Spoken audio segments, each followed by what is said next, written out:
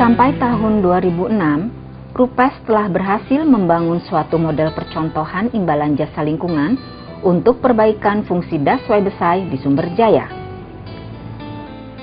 Das Waibesai terletak di Kabupaten Lampung Barat.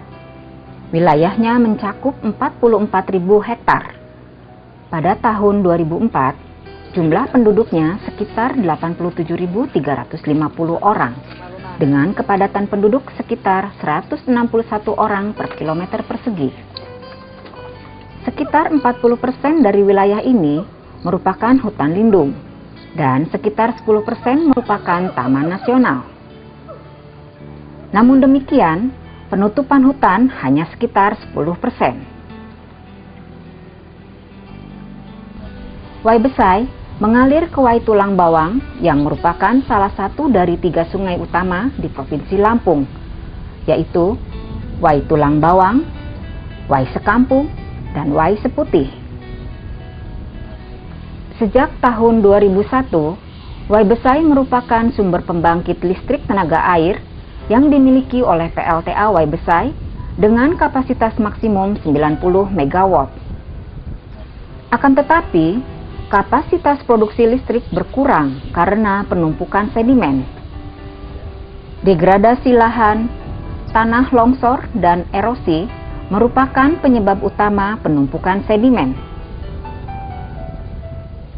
Reservoir kita itu sudah semakin kecil kapasitasnya. Hasil pengukuran kemarin itu kurang lebih sekitar 531 ya ribu meter kubik. Jadi sudah sebagian terisi oleh sedimentasi. Nah, saya kira kita tahu semua bahwa dua hal ini, yaitu inflow yang sangat kecil pada saat musim kemarau dan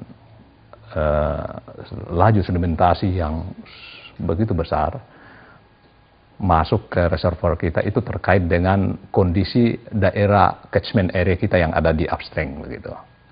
Artinya bahwa debit air maksimum dan minimum itu bisa memberikan indikasi kepada kita bahwa di situ ada terjadi sesuatu yang mempengaruhi hutan kita, di mana hutan kan kita tahu bahwa kalau berfungsi bagus dia bisa menyimpan air untuk kita gunakan pada saat musim kemarau. Kalau data kasar ya, kalau data kasarnya itu mungkin kita bisa katakan bahwa satu kubik itu ya kurang lebih 20.000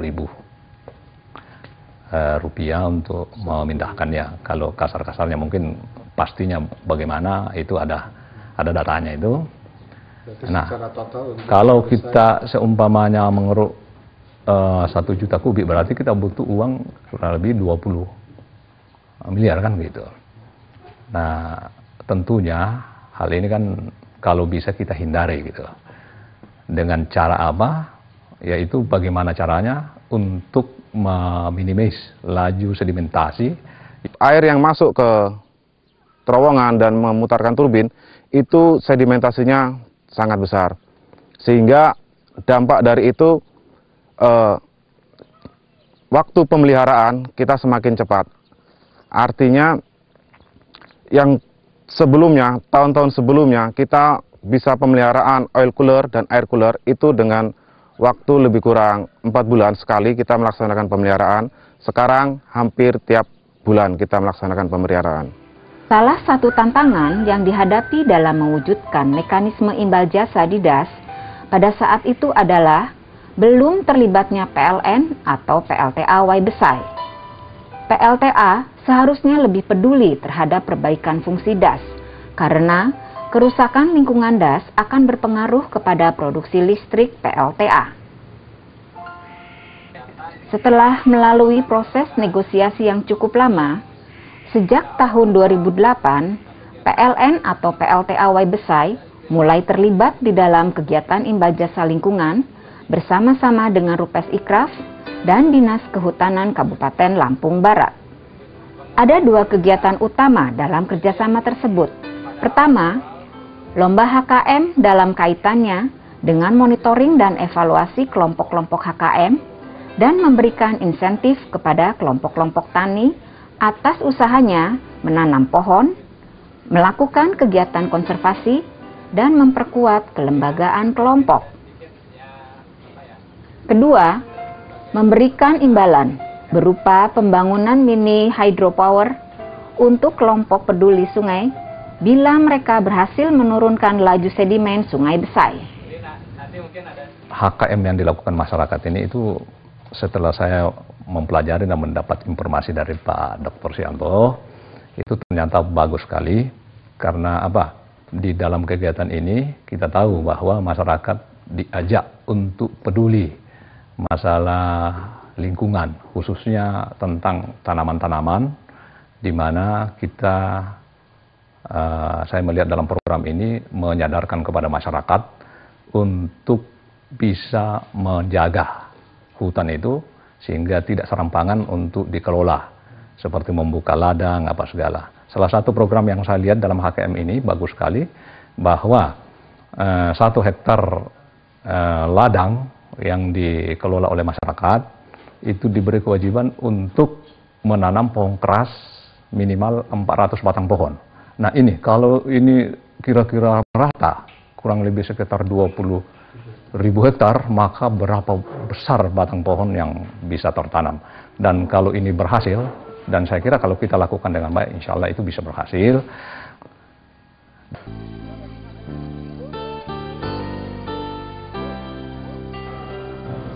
Di Sumber Jaya, Rupes telah memfasilitasi proses perizinan hutan kemasyarakatan atau HKM yang berdasarkan pada Undang-Undang Kehutanan Indonesia dan SK Menteri Kehutanan.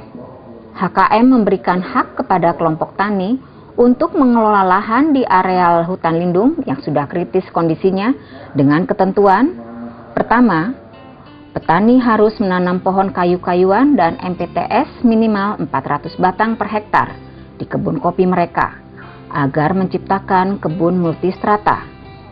Kedua, menjaga hutan yang masih tersisa. Ketiga, mencegah kebakaran hutan. Keempat, melakukan teknik-teknik konservasi tanah dan air. Sekarang izin HKM telah diberikan kepada 29 kelompok, mencakup sekitar 18.000 hektar, dan melibatkan sekitar 9.000 anggota kelompok tani. Luasan ini diharapkan sudah dapat memberikan dampak positif bagi perbaikan das. Tujuan Lomba Hutan Kemasyarakatan di Kabupaten Lampung Barat tahun 2008 antara lain, yang pertama dalam rangka mengevaluasi pelaksanaan program hutan kemasyarakatan di tingkat kelompok tani. Selain itu juga yang kedua dalam rangka meningkatkan motivasi para kelompok tani di dalam melaksanakan program hutan kemasyarakatan. Yang berikutnya, tujuan lomba ini juga dalam rangka meningkatkan kesadaran kelompok tani dalam menanam sehingga bisa memperbaiki daerah aliran sungai, khususnya daerah aliran Sungai Besai. Tujuan yang berikutnya juga dalam rangka menjaga kekompakan para pihak stakeholder di dalam pelaksanaan hutan kemasyarakatan di Kabupaten Lampung Barat.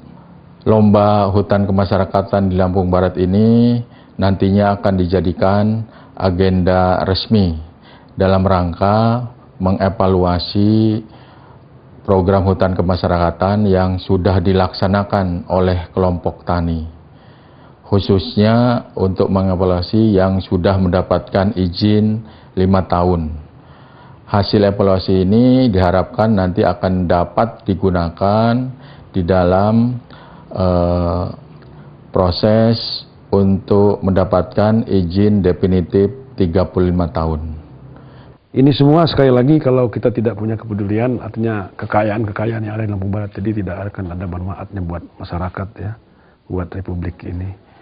Nah, saya mengajak kepada semua elemen yang menyangkut pada hal ini ya, khususnya mungkin PLN juga ya, dan rekan-rekan dari LSM, ya, bagaimana kita mengembalikan, kita kerjasama, karena saya juga punya keyakinan bahwa PLN juga mungkin punya dana di dalam rangka mungkin menjaga kestabilitasan daripada airnya ini juga, atau menjalankan untuk menjalankan turbinnya ini juga. Ya, begitu juga pemerintah daerah, ya. Nah, salah satu daripada pemerintah daerah di dalam hal ini, ya, kita juga sudah membentuk kelompok-kelompok tani HKM. Kenapa tidak ini dimanfaatkan oleh dari PLN, bagaimana juga membina bersama-sama kelompok HKM ini tadi, ya. Sekali lagi program saya, ya, di Lampung Barat ini bagaimana menghijaukan, mengembalikan fungsi hutan ini tadi, tetapi saya tidak ingin petani saya, masyarakat saya ini disakiti. Ini. Nah, ini makanya kita bentuk-bentuk kelompok tani HKM tadi.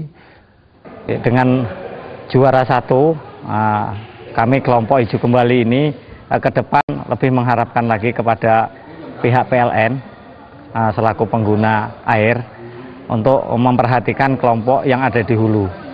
Nah, tentunya tentang das itu sendiri. Nah, mungkin dengan adanya kelompok Hijau Kembali menjadi juara, ini akan memacu atau memberi motivasi kepada teman-teman anggota kelompok lebih giat lagi untuk peduli dengan lingkungan, tentunya tentang hutan kemasyarakatan. Saya sebagai juara, harapan kepada PLTA jangan sampai di sini saja untuk memotivasi daripada kelompok tani itu.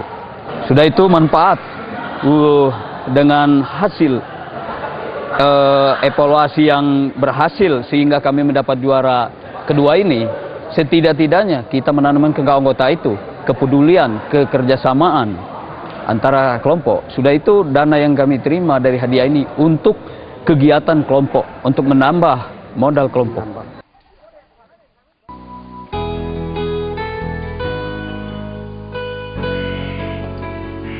Solusi bagi PLTA untuk mengatasi masalah sedimentasi adalah menjaga reservoir atau dam tetap bersih. Salah satu caranya adalah dengan mengembangkan hubungan kemitraan dengan masyarakat melalui mekanisme imbal jasa lingkungan. Hal penting di dalam mekanisme ini adalah conditionality atau persyaratan, yaitu imbalan didasarkan pada tingkat keberhasilan masyarakat dalam menurunkan sedimen. PLN atau PLTA Waibesai bersama-sama dengan Ikraf melakukan pilot proyek imbalan jasa lingkungan melalui program Peduli Sungai. Peduli Sungai ini adalah suatu kelompok masyarakat yang tinggal di sekitar bendungan PLTA yang bertanggung jawab untuk melaksanakan semua kegiatan konservasi air. Kegiatan ini termasuk membuat cek dam sederhana, memperbaiki drainase sepanjang jalan tanah, dan membangun teras siring. Ini salah satu contoh dari beberapa cek dam yang kita buat dalam program River Care ini. Dan ini salah satu bentuk juga dari konservasi dari dua sisi tebing yang menjadi lembah, dan salah satu penghantar alur anak sungai untuk menuju ke sungai induk di Besai. Dan ini dia salah satunya, kita ada buat beberapa sekdam yang terbuat dari beronjong batu, ada cerucuk kayu dan pasangan batu. Untuk teknis ini kita di lapangan bekerja sama dengan Bapak Cucu Suryadi dari Dinas Kehutanan untuk teknis pembuatan dari sisi bronjongnya. Seperti kita ketahui, beberapa lahan di sini terbuka dan yang perlu konservasi, dan di sini salah satu sedimen yang mungkin terbilang agak besar karena terdiri dari dua sisi lembah, dan di sini adalah ujung dari lembah tersebut. Makanya kita buat cek dam yang terbuat dari bronjong untuk mengantisipasi sedimen yang akan larut ke dam Waibesai. Model mekanisme ini merupakan pengembangan dari hasil pilot proyek RUPES sebelumnya. Tetapi tipe pembayaran berbeda, yaitu berupa pembangunan